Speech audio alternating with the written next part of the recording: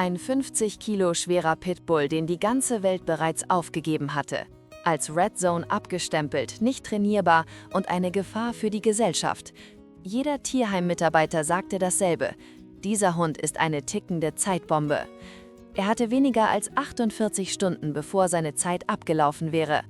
Doch dann tat ein winziges, 3 Kilo schweres, neugeborenes Mädchen etwas, das allen den Atem raubte. Und was dann passierte? Es rettete nicht nur ein Leben, es hat alles neu definiert, was wir über Loyalität zu wissen glaubten. Sein Name war Rex, ein 50 Kilo Kraftpaket mit einem Fell in der Farbe einer Gewitterwolke, einer Brust so breit wie ein Fass und einer Kieferkraft, die erwachsene Männer einen Schritt zurückweichen ließ. Er war ein Koloss und 612 qualvolle Tage lang war er komplett allein. Rex war 5-mal ins Tierheim zurückgebracht worden. Die erste Familie sagte, er sei zu groß. Die zweite sagte, er sehe bedrohlich aus. Die dritte hielt nur 48 Stunden durch. Die vierte Familie sah ihn einmal bellen und drehte mit dem Auto um. Die fünfte? Sie setzten ihn um 5 Uhr morgens an einem regnerischen Dienstag ab, banden seine Leine ans Tor und fuhren davon, ohne sich auch nur einmal umzudrehen. Hättet ihr ihm eine 6. Chance gegeben? Die meisten würden es nicht tun. Die Tierheim-Mitarbeiter begannen ihn den hoffnungslosen Fall zu nennen.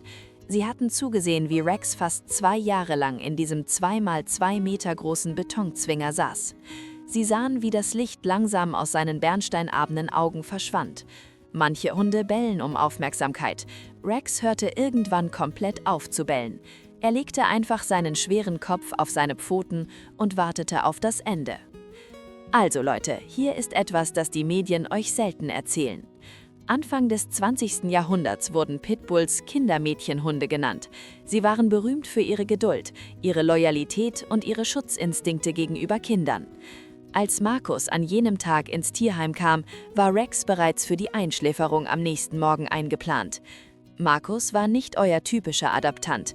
Sein Kopf und Hals waren mit Tattoos bedeckt, seine Arme trugen die Narben eines harten Lebens. Er wusste ganz genau, wie es sich anfühlt, verurteilt zu werden, bevor man überhaupt den Mund aufmacht. Er schaute Rex an und Rex schaute ihn an. Es gab kein Bellen, kein Knurren, nur ein stilles Verständnis zwischen 2 Wesen, die die Welt abgeschrieben hatte. »Warum steht er auf der Liste?« fragte Markus mit leiser Stimme. Die Tierheim-Mitarbeiterin seufzte schwer. Er ist ein Red-Zone-Fall. Die Leute haben Angst vor ihm, besonders bei seinen 50 Kilo.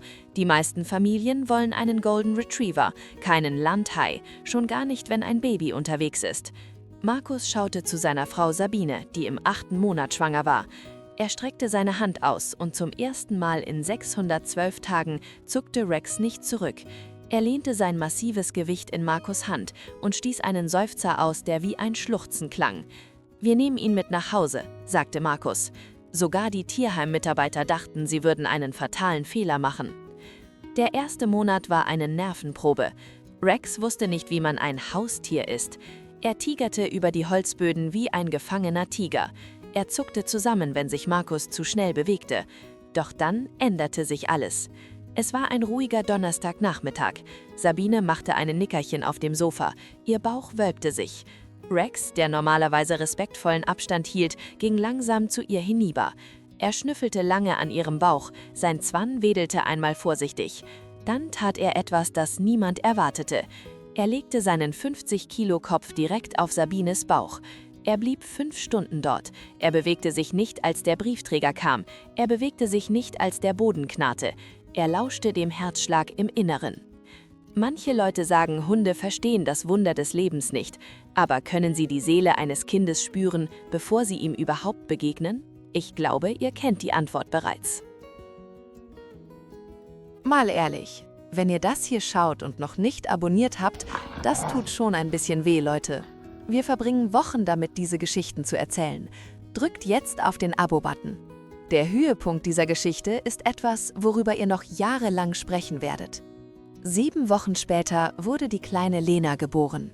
Die Warnungen kamen von überall. Die Nachbarn tuschelten. Markus' eigene Mutter nannte Rex einen Raubtier im Wohnzimmer.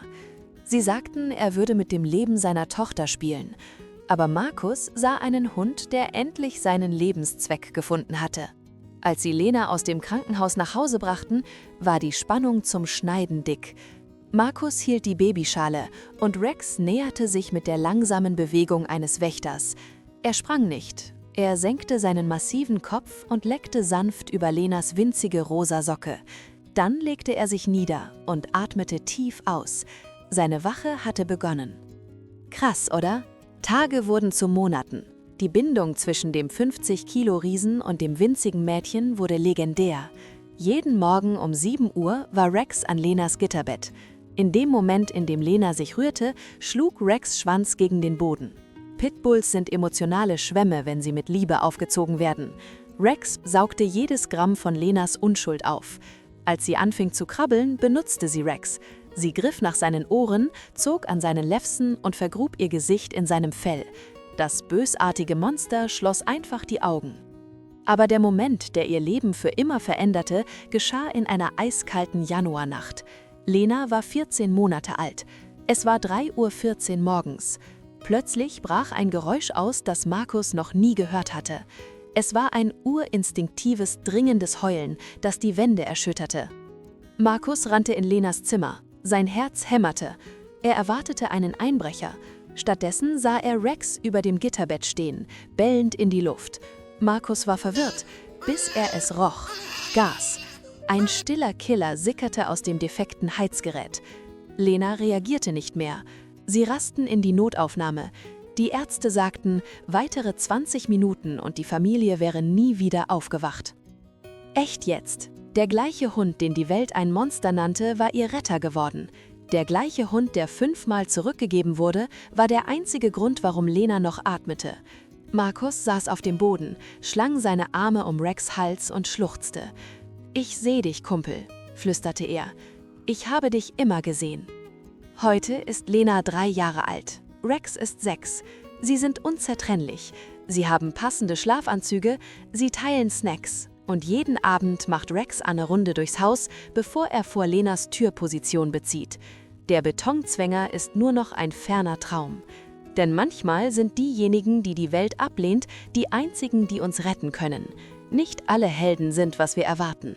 Manche haben 4 Pfoten, eine vernarbte Vergangenheit und ein Herz, das sich weigerte, aufzuhören zu lieben. Ist das rein Instinkt oder ist es etwas Tieferes? Würdet ihr einer gefährlichen Rasse euer wertvollstes Geschenk anvertrauen? Lasst es mich in den Kommentaren wissen. Das ist ein Gespräch, das die Welt führen muss.